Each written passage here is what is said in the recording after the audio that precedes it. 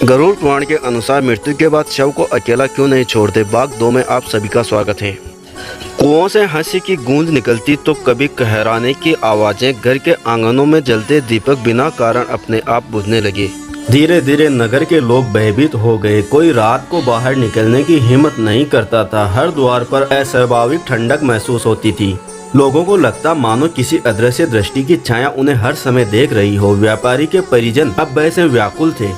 उन्होंने निश्चय किया कि अब किसी तरह उस शव का अंतिम संस्कार शीघ्र किया जाए। सबने मिलकर शव को चिता पर रखा। अग्नि प्रज्वलित करने के लिए वैदिक मंत्रोच्चारण हुआ, परंतु जैसे ही दीपक की लो शव के समीप पहुंची वह अपने आप बुझ गई। लोगों ने सोचा शायद हवा के कारण बुझी होगी। उन्होंने दोबारा प्रयास किया, पर दूसरी बार भी वही हुआ। तीसरी बार उन्होंने पूरे श्रद्धा भाव से अग्नि प्रज्वलित की, परंतु इस बार तो जैसे किसी ने अदृश्य हाथों से अग्नि को रोक लिया हो। लो जली ही नहीं। सभा में सन्नाटा छा गया। सबके चेहरे पर भय की रेखाएं थी। कोई समझ नहीं पा रहा था कि यह कैसी अद्भुत घटना है। मित्रों, भगवान श्री कृष्ण की बात सुनकर नारद जी ने विस्मय से पूछा, प्रभु अग्नि क्यों नहीं जली? क्या वह अदृश्य छाया अग्नि को भी रोक रही थी? भगवान श्री कृष्ण बोले, हाँ देव ऋषि, जब किसी देह में प्रेत या अपवित्र आत्मा का वास हो जाता है तो वह उस शरीर को अपना आधार बना लेती है। तब तक वह शक्ति उस शरीर को नहीं छोड़ती जब तक कोई दिव्य बल उसे रोकने वाला न आए। वही स्थिति उस व्यापारी के साथ थी। वह देव केवल मांस और हड्डियों का ढांचा नहीं बल्कि एक द्वार बन चुकी थी उस लोक के लिए जहां से वह छाया आई थी। भगवान श्री कृष्ण के शब्दों के साथ ही नारद जी का चेहरा गंभीर हो गया। वे बोले, प्रभु फिर उस नगर का क्या हुआ? भगवान श्री कृष्ण बोले, देव ऋषि, फिर जो हुआ उसने पूरे नगर को भय और विनाश के घेरे में डाल दिया। नगर में चारों तरफ भय का वातावरण फैल गया। कभी किसी के आंगन में अपने आप बर्तन गिरते, कभी घर की छत से पायलों की आहट आती जबकि ऊपर कोई नहीं होता। स्त्रियां कहने लगी कि रात को किसी ने उनके कानों में अजीब से शब्द फुसफुसाए। बच्चे डर के मारे माँ की गोद से चिपक कर रोने लगे। धीरे धीरे नगर की बीमारियां भी बढ़ गई।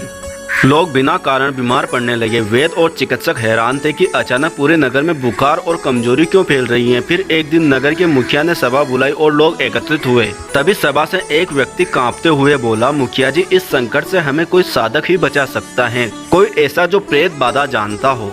उस व्यक्ति की बात सुनकर नगर के मुखिया ने कहा, तुम ठीक कहते हो, अब हमें किसी साधक या तांत्रिक की शरण लेनी होगी। उसी समय मुखिया ने आदेश दिया कि एक संदेश वाहक तत्काल पास के गांव में भेजा जाए। वहां एक वृद्ध तांत्रिक तपस्या में लीन होकर निवास करते हैं। उनका नाम दुर्जन नाथ था। उनके बारे में कहा जाता है कि वे जन्म से ही प्रेत विद्या के ज्ञाता हैं। उनके मंत्रों की शक्ति इतनी प्रबल है कि जिन कार्यों में वे स्वयं देवता भी विमुख हो जाए उन्हें वे अपने भैरव साधना और तांत्रिक बल से सिद्ध कर लेते हैं। रात धीरे धीरे उतरने लगी। आकाश में चंद्रमा धुंध से ढका हुआ था और नगर पर भय की छाया और गहरी होती जा रही थी। संध्या के समय जब नगर के द्वार खुलने की आहट हुई तो लोगों ने देखा एक वृद्ध आकृति धीरे धीरे नगर में प्रवेश कर रही है। उसके शरीर पर भस्म लिपटी थी, माथे पर गाढ़ी राख की परतें थी, गले में मुंड माला और हाथ में त्रिशूल था। उसकी जटाएं लंबी और उलझी हुई थी, मानो वर्षों से किसी तपस्या की साक्षी हो। उसकी आंखें लाल थी, पर उनमें भय नहीं बल्कि गहन ज्ञान, अटूट साहस झलक रहा था। जो ही लोगों ने उसे देखा आपस में बात करने लगे, दुर्जन नाथ आ गए, अब शायद मुक्ति का मार्ग मिलेगा।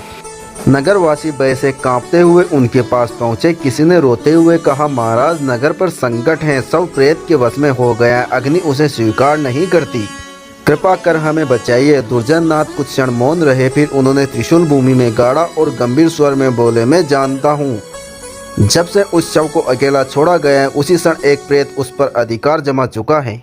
अब वह देह केवल मृत शरीर नहीं, वह प्रेत का पात्र बन गई है, एक ऐसा पात्र जो जीवितों और मृतकों के संसार के बीच एक सेतु बन चुका है।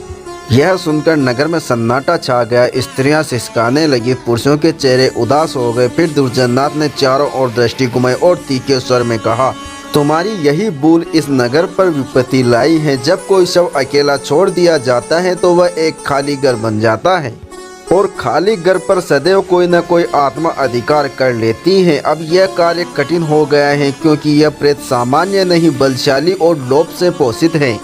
इसने उस व्यापारी की अधूरी इच्छाओं को अपना आहार बनाया है। जब तक उसका मोह नहीं टूटेगा, जब तक वह आत्मा इस लोक को नहीं छोड़ेगी।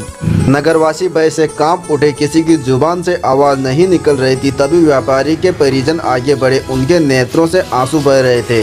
वे दुर्जननाथ के चरणों में गिर पड़े और विनम्र स्वर में बोले, स्वामी जी, जो भी करना पड़ेगा हम करेंगे, बस आप हमारे नगर को इस संकट से मुक्त कीजिए। परिवाजन की यह बात सुनकर दुर्जननाथ ने मंत्रोच्चारण शुरू किया। हवा बारी हो गई, वातावरण में अजीब सी गंध फैल गई, दीपक टिमटिमाने लगे। तांत्रिक ने शव के पास त्रिशूल गाड़ा और ऊंची आवाज में प्रोतोद्वार मंत्र जपने लगा। और तभी वह हुआ जिसकी किसी ने कल्पना भी नहीं की थी।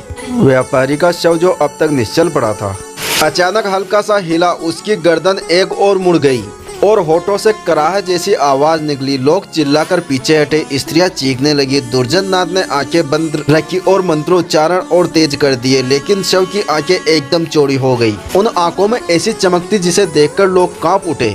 दोस्तों, आगे भगवान श्री कृष्ण देव ऋषि नारद जी से बोले, हे देव ऋषि, यह दृश्य देखकर नगर के लोग समझ गए कि यह केवल मृत व्यापारी का शव नहीं बल्कि एक प्रेत का घर बन चुका है और यह प्रेत इतनी आसानी से नहीं जाने वाला। मंत्रोच्चारण के बाद दुर्जननाथ ने आवाज ऊंची की और शव के से प्रश्न किया, कौन है तू? क्यों इस देह को नहीं छोड़ रहा है? क्यों तू इस नगर को भय से ग्रस्त कर रहा है? तभी शव से बारी असामान्य आवाज गूंजी, मैं व्यापारी हूँ, मैं यहाँ से नहीं जाऊँगा। मैंने जीवन भर धन कमाया लेकिन उसे छोड़ने को तैयार नहीं। मित्रों, तभी नारद मुनि ने आश्चर्य से पूछा, प्रभु, क्या मृत व्यापारी की आत्मा ही उस शव में बंधी हुई थी? भगवान श्री कृष्ण बोले, हाँ देव ऋषि, आत्मा जब जीवन में अधूरी इच्छाओं से बंधी रहती है तो मृत्यु के बाद भी मुक्त नहीं हो पाती।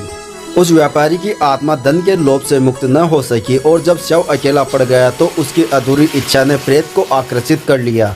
दोनों की शक्ति मिल गई, व्यापारी की तृष्णा और प्रेत की शक्ति। यही कारण था कि वह शव चिता पर अग्नि स्वीकार नहीं कर रहा था। दुर्जननाथ ने नगरवासियों की ओर देखा और गंभीर स्वर में कहा, यह आत्मा अब साधारण नहीं रही, यह प्रेत में परिवर्तित हो चुकी है। जब तक इसकी अधूरी इच्छाएं पूर्ण नहीं होती या इसे धर्म के मार्ग पर नहीं मोड़ा जाता, तब तक यह किसी भी उपाय से शांत नहीं होगी।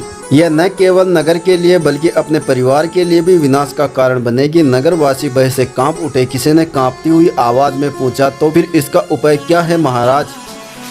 हम इसे कैसे रोकें? दुर्जननाथ ने त्रिशूल थामते हुए गंभीर स्वर में कहा, उपाय सरल नहीं है। आज रात किसी को इस शव के पास पहरा देना होगा। किसी साहसी व्यक्ति को उसके समीप बैठकर उस प्रेत की परीक्षा सहनी होगी। यदि वह परीक्षा पार कर गया तो नगर का विनाश टल जाएगा। यदि वह हार गया तो वह प्रेत पूरे परिवार और नगर को निगल जाएगा। यह सुनते ही लोगों की आंखें भय से फैल गई, हवा तक थम गई। कौन ऐसी भयानक रात उस शव के पास बिता सकता है? नगर में सन्नाटा छा गया। लोग एक दूसरे की ओर देखने लगे पर कोई आगे आने को तैयार न हुआ। हर हृदय में केवल भय और निराशा थी। पूरा नगर डर गया। लोग एक दूसरे को देखने लगे पर किसी में भी साहस नहीं था। व्यापारी का परिवार फूट फूट कर रोने लगा। उसकी पत्नी विलाप करती हुई बोली, महाराज, हमारा क्या दोष है?